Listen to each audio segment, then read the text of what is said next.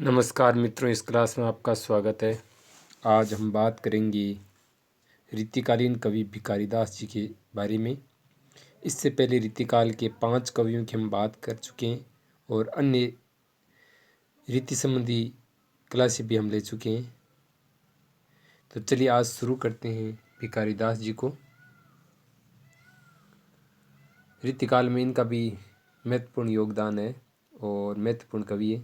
तो चलिए इनका कविता काल की बात करते हैं। तो 1734 ईस्वी से 1750 ईस्वी इनका समय रहा है। जन्म स्थान है प्रतापगढ़, जो अवध में के पास वियोंगा ग्राम के निवासी थे। तो ये ध्यान रखना आपको। रचनाएं इम्पोर्टेंट है, सारी रचनाओं का नाम आपको पता होना चाहिए। तो चलिए शुरू करते हैं। पहली रचना रस सारांश। दूसरी रचना है काव्य निर्णय श्रृंगार निर्णय। शतरंज शतिका। अमर प्रकाश या नाम प्रकाश, अमर प्रकाश को नाम प्रकाश कह देते हैं। अगली रचना छंदार पिंगल विष्णु पुराण। तो ये 7 रचनाएं छंदारण पिंगल है, छठी और 7वीं विष्णु पुराण। तो ये 7 रचनाएं, इनका आपको नाम पता होना चाहिए। काफ़ी महत्वपूर्ण रचनाएं हैं। अब इन रचनाओं के संबंध में भी हम जानकारी लेंगे। हम विशेष तथ्य देखते हैं। विशेष तथ्य सच में विशेष होते हैं।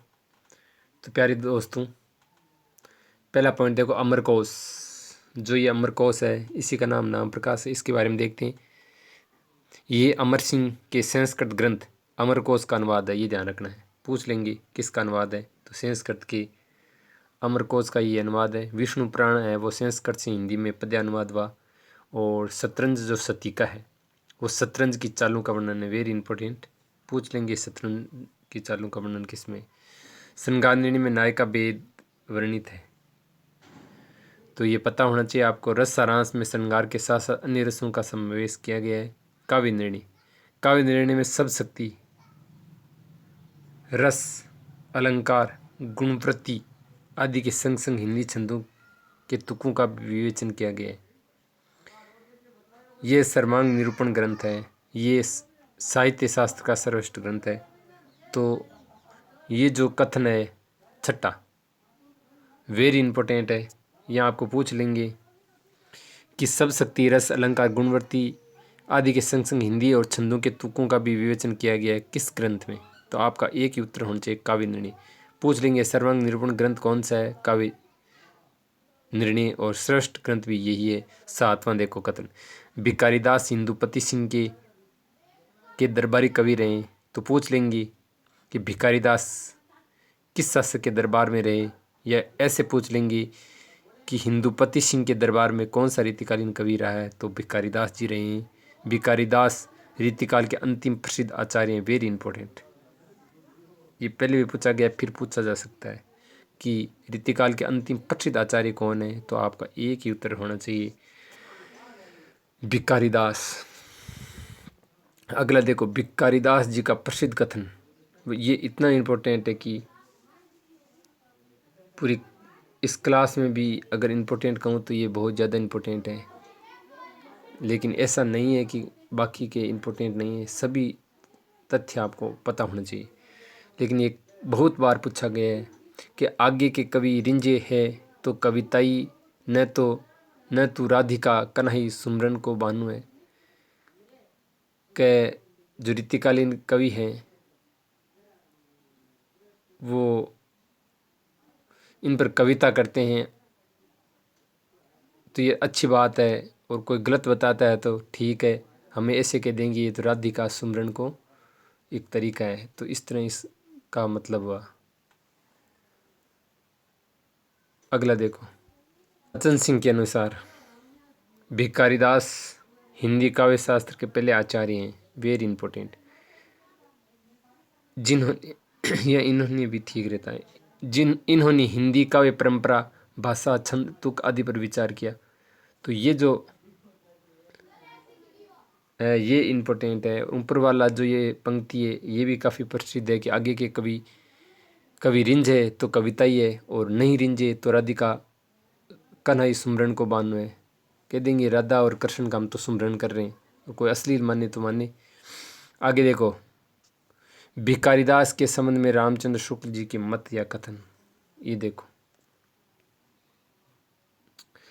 काव्यांगियों के निरूपण में दास को सर्वप्रथम स्थान दिया जाता है। ऐसा कौन कहते हैं? शुक्ल जी, क्योंकि इन्होंने सब विषयों को औरों से अधिक प्रतिपादन किया है। श्रीपति से इन्होंने बहुत कुछ लिया है, रामचंद्र शुक्ल। अगला दे, इनकी विषय प्रतिपादन शैली उत्तम है और आलोचना शक्ति भी इनमें पाई जाती है। दास जी ने साहित्य और परिमार्जित भाषा का व्यवहार किया है। दास जी ऊंचे दर्जे के कवि हैं, रामचंद्र शुक्ल जी। शुक्ल जी का हर कथन इम्पोर्टेंट है और ध्यान रखना है। भिखारीदास ने देव की अपेक्षा अधिक रस विवेक था।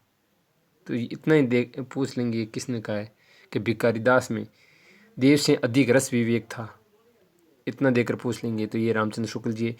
इनकी रचना कला पक्ष में संयंत्र और भाव पक्ष में रंजनकारिणी है।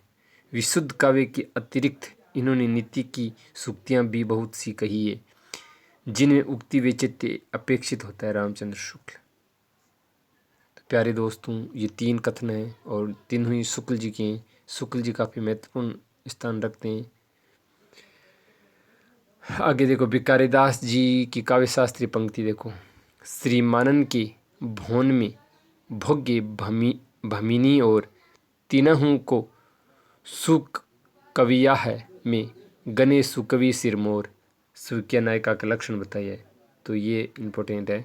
अन्य तथ्य भी देख लो, भिखारीदास आचार्य और कवि दोनों हैं। क्या है? शुक्ल जी ने इन्हें आचार्य से अधिक कवि माना है, तो ये ध्यान रखना है। अगला देखो, देव ने विभिन्न देशों और जातियों की स्त्रियों का वर्णन जाति विलास में लिखा है, तो जाति विलास में ये जानकारी मिलती है। ऐसा ही भिखारीदास जी ने भी किया है, जाति विलास मिलेगा, जिसमें नाइन है, धोबिन है, सब आ गई। पर दास जी ने, यानी भिखारीदास जी ने, शुक्ल जी कहते हैं, ने रसाभास के डर से, कोई कह देगा भाई ये तो श्रृंगारिक वर्णन कर रहे हैं, तो इन्होंने क्या किया, डर से, मर्यादा के ध्यान से इनको आलम्बन न है, या न लिखना रह गया शायद, ध्यान से इनको आलम्बन के रूप में न रखकर दूती के रूप में रखा है, यानी दूती के रूप में रखा है ताकि कोई इन पर आरोप नहीं लगाए। इनके रस सारांश, जो रस सारांश नामक जो इनका रचना है, उसमें रस सारांश में नाइन, नटीन, धोबिन, कुम्हारिन, बरेइन, सब प्रकार की दूती मौजूद है। तो ये कथन है, ये इम्पोर्टेंट है। दूसरा पूछ लेंगे, जैसी जातियाँ स्त्रियों का आदि का वर्णन जाति विलास में देव ने किया, वैसे ही भिखारीदास ने किस रचना में इनकी जानकारी मिलती है, तो रस सारांश में। ये ध्यान रखना आपको। तो प्यारे दोस्तों, ये क्लास आपको अच्छी लगी होगी। मैंने हर संभव प्रयास किया है हर तथ्य को इसमें लिखने की, तो प्रत्येक तथ्य का आप याद रखें, महत्वपूर्ण यही होगा।